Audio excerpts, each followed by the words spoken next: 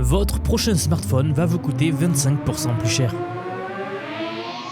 Votre prochain PC portable, comptez une augmentation de 15 à 30%.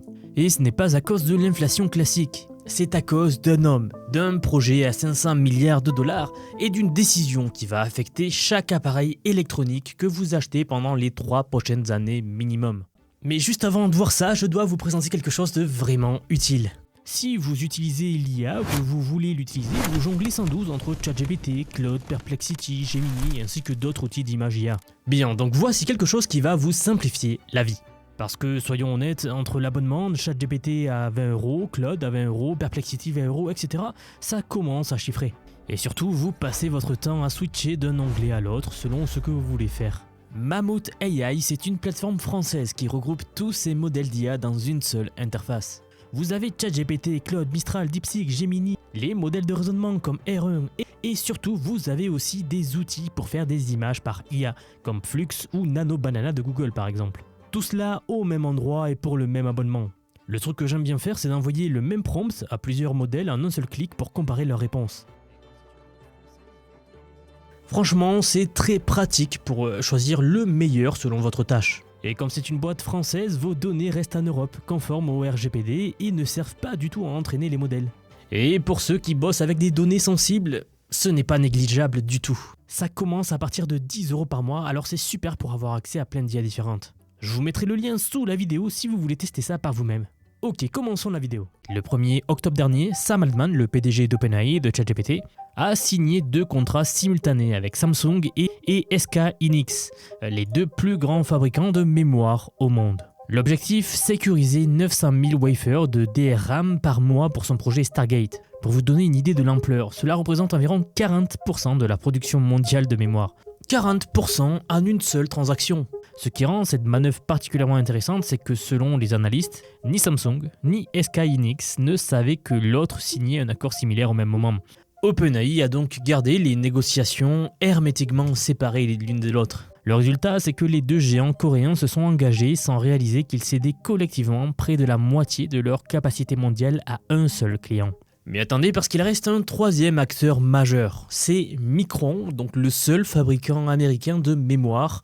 Là aussi, les nouvelles ne sont pas très réjouissantes. Le 3 décembre, Micron a annoncé l'arrêt complet de sa marque Crucial, celle que des millions de consommateurs utilisent depuis 29 ans pour améliorer leur PC en commandant des barrettes de RAM.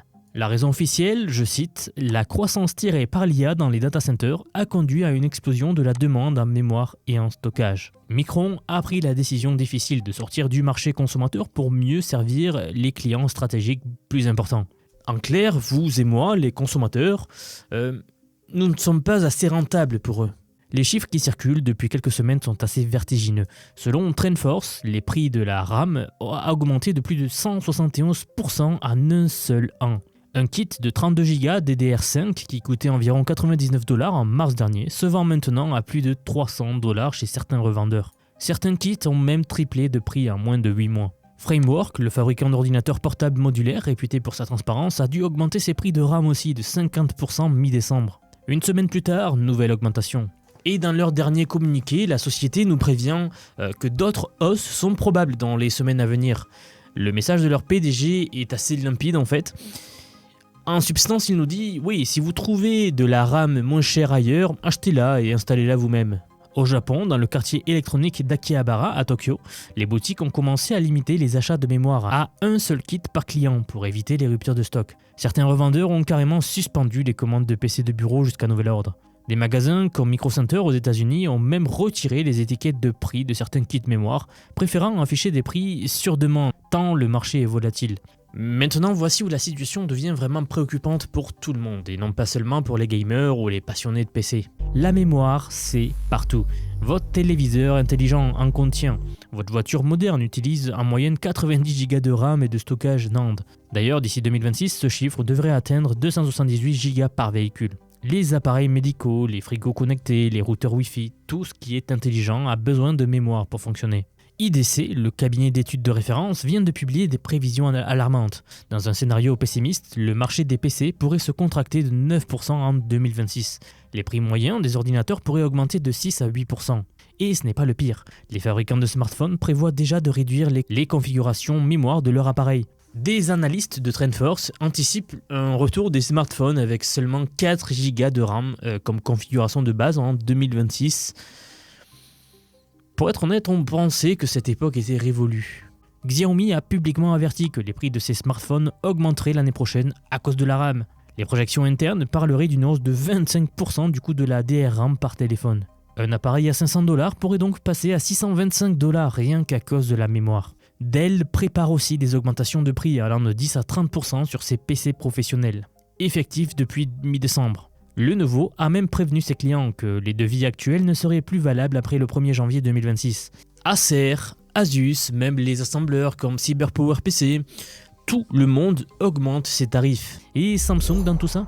Le géant coréen a doublé le prix contractuel de la DDR5, passant à près de $20 par puce. Les prix spot, ceux du marché libre, ont grimpé encore plus vite. Team Group, un important fabricant de modules mémoire, rapporte que les prix de certaines catégories de DRAM ont augmenté de 80 à 100% en un seul mois. Le directeur général de Team Group prédit que la normalisation ne reviendra pas avant fin 2027, voire 2028.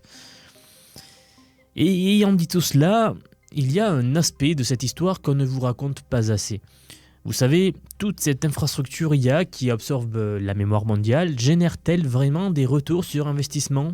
Une étude du MIT publiée en août a analysé 300 initiatives IA dans des entreprises. Le résultat, c'est que 95% des organisations n'ont obtenu aucun retour sur leur investissement en IA générative. Zéro. Malgré 30 à 40 milliards de dollars investis collectivement. Plusieurs rapports nous avertissent que le boom des data centers IA pourrait mal tourner. Même le PDG de IBM qualifie les dépenses actuelles d'un pari casino, dont les mathématiques ne fonctionnent tout simplement pas. Et les économistes calculent que les installations IA mises en service en 2025 feront face à environ 40 milliards de coûts d'amortissement annuel pour seulement 15 à 20 milliards de revenus au rythme actuel. Et je dis bien au rythme actuel puisque les choses vont s'accélérer. Pour vous donner une idée, les dépenses des 4 plus grands hyperscalers, donc Amazon, Google, Microsoft et Meta, devraient dépasser 350 milliards de dollars en 2025 uniquement. Et selon l'étude la plus récente, entre 2025 et 2030, accrochez-vous, les entreprises mondiales devront investir 6 700 milliards de dollars dans de nouvelles capacités de data centers pour répondre à la demande IA. Je le répète, 6 700 milliards de dollars. C'est tellement massif que les dépenses en infrastructure IA contribuent maintenant davantage à la croissance du PIB américain que les dépenses des consommateurs. C'est complètement dingue. Alors, sachant cela, que peut-on faire face à cette situation ? Vous connaissez mes vidéos maintenant. Je pense qu'il faut être lucide, voir les choses qui arrivent pour savoir comment agir et comment se comporter face au futur qui nous attend.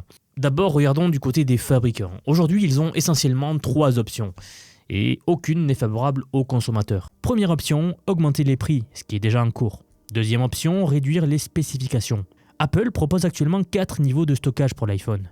Les analystes prédisent que le niveau intermédiaire de 512 Go pourrait discrètement disparaître, remplacé par 256 Go au même prix. C'est de la shrinkflation en quelque sorte appliquée à l'électronique. Troisième option, retarder les lancements de produits. Nvidia aurait déjà reporté ou annulé certaines références de cartes graphiques, les RTX de la série 5, vous savez les dernières, à cause des contraintes mémoire. Une note interne de SK Hynix, citée par plusieurs sources, indique que l'approvisionnement en DRAM grand public restera contraint jusqu'en 2028. Même si les fabricants décidaient aujourd'hui de construire de nouvelles usines dédiées au marché consommateur, il faudrait 3 ans minimum pour qu'elles soient opérationnelles. La nouvelle usine de Micron en Idaho ne sera en production qu'en 2027 au plus tôt.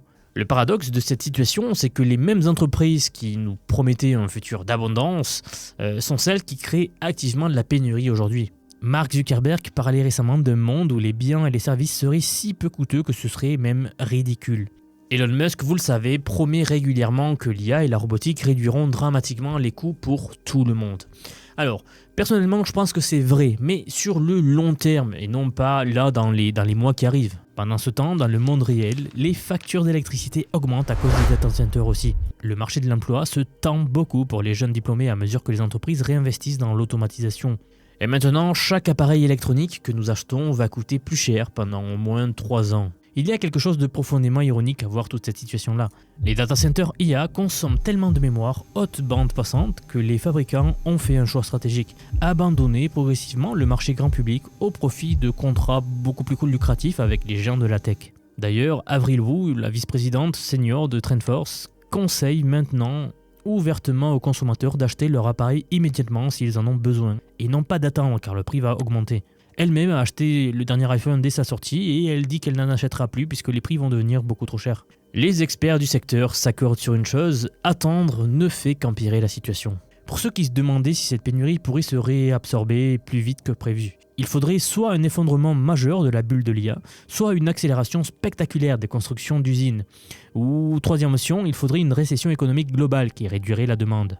Aucun de ces scénarios n'est particulièrement réjouissant pour être honnête. Ce qui se passe avec la mémoire actuellement n'est qu'un exemple parmi d'autres, ça avait fait pareil avec les cartes graphiques mais dans une moindre mesure, de comment les décisions de quelques dirigeants de la Silicon Valley aux États-Unis affectent la vie quotidienne de milliards de personnes sur Terre. Nous n'avons pas voté pour cette allocation de ressources mondiales. Personne ne nous a demandé si nous voulions que 40% de la production mondiale de mémoire serve à entraîner des modèles de langage. Et pourtant, nous allons tous payer la facture, littéralement, à chaque fois que nous achèterons un nouvel appareil électronique. La vraie question n'est peut-être pas de savoir quand les prix vont redescendre. La vraie question, c'est de savoir comment nous adapter à un monde où l'IA dévore les ressources plus vite que l'industrie ne peut les produire. Nous sommes dans une phase de marché où la demande est tellement forte que l'offre n'arrive pas du tout à suivre. Et dans cette phase de marché-là, il y a de belles choses à faire si on est lucide et si l'on sait ce qui arrive. Et surtout, comment tirer parti de ces outils au lieu de simplement en subir les conséquences. J'aimerais être clair sur un dernier point. Vous savez, cette nouvelle ruée vers l'or, qui est aujourd'hui une ruée vers l'IA, ce n'est pas un hasard. Si les entreprises se jettent toutes dessus, si les plus grands groupes forment des gigacentres de données, c'est car l'impact de l'IA va être monumental. Il est déjà monumental. Et pas besoin d'avoir des masters, des doctorats ou je ne sais quoi pour comprendre en fait cela en regardant la situation. Si cette technologie ne servait à rien, si cette technologie ne menait à rien, ne faisait pas gagner de temps, etc., personne ne l'utiliserait. Il n'y aurait pas un tel engouement pour créer des centres de données pour justement scaler cette technologie encore plus. C'est là où je pense la plupart des gens se trompent aujourd'hui sur l'IA, c'est qu'ils voient ça d'un point de vue externe, car ils ne l'utilisent pas quotidiennement, ils ne voient pas vraiment ce que l'on peut faire avec la puissance de cette technologie, tout ce que l'on peut faire avec, le temps que l'on gagne. Aujourd'hui, une personne qui utilise l'IA en vaut 10 d'avant. C'est assez impressionnant à voir. Messieurs, dames, si vous vous rendez compte que l'IA transforme radicalement l'économie mondiale, bon, vous le voyez, hein, ça arrive plus vite qu'on ne le pensait, que les entreprises qui maîtrisent ces outils prennent l'avantage sur les autres, clairement, et que comprendre ces technologies n'est plus optionnel mais essentiel, alors j'ai quelque chose pour vous. J'aimerais vous dire que depuis quelques mois déjà, j'ai construit un programme d'apprentissage unique. Je vous apprends l'IA sous tous ses aspects. C'est un parcours que j'ai créé et pensé pour vous transmettre tout ce que je sais. Alors non seulement sur les modèles d'IA comme ChatGPT, Gemini de Google, Grok de Elon Musk, Claude, etc. Je vous montre en fait et surtout la manière de les intégrer concrètement dans votre vie, dans votre travail, dans vos projets. Et ce que vous soyez salarié, indépendant, entrepreneur ou même à la retraite. Car oui, nous avons beaucoup de retraités dans la communauté et ils utilisent l'IA au quotidien. J'ai récemment sorti la plus grosse mise à jour à ce jour de la formation. Ça fait un petit moment que j'en parlais, mais ça y est, elle est là, elle est en ligne. C'est un module entièrement dédié à l'automatisation par IA, donc en utilisant N8N. Autrement dit, la création d'agents IA, donc des espèces de salariés virtuels qui vont travailler pour vous et tout faire pour vous. En somme, vous faire gagner des heures et des heures et des heures. Vous êtes déjà plus de 6 à 7 000 à avoir rejoint ce programme, donc merci pour tout ce soutien. Et enfin, sachez qu'il n'y a pas besoin d'être développeur, pas besoin d'avoir un profil technique. Je vous prends par la main et pas à pas, avec des leçons vidéo claires, des cas concrets pratiques, on voit tout ce qui touche à l'IA. Dernier point, mais pas des moindres bien sûr, si vous nous rejoignez aujourd'hui, vous aurez accès à toutes les évolutions du futur. Sans surcoût, accès illimité à vie à tout ce que je veux vous apprendre. Donc aujourd'hui, c'est un paiement unique, ce n'est pas un paiement mensuel, c'est juste un paiement unique et vous aurez accès à vie à toutes les mises à jour que je vais faire en permanence et que je fais en ce moment même d'ailleurs. Donc si cela vous intéresse, vous avez les liens en dessous de la vidéo, donc soit en description, soit en commentaire épinglé pour nous rejoindre. Dans tous les cas, moi je serai très heureux de vous accueillir dans le programme Vision IA. Si vous êtes encore là, merci d'avoir regardé cette vidéo jusqu'au bout et je vous dis à très vite pour la prochaine vidéo. À bientôt.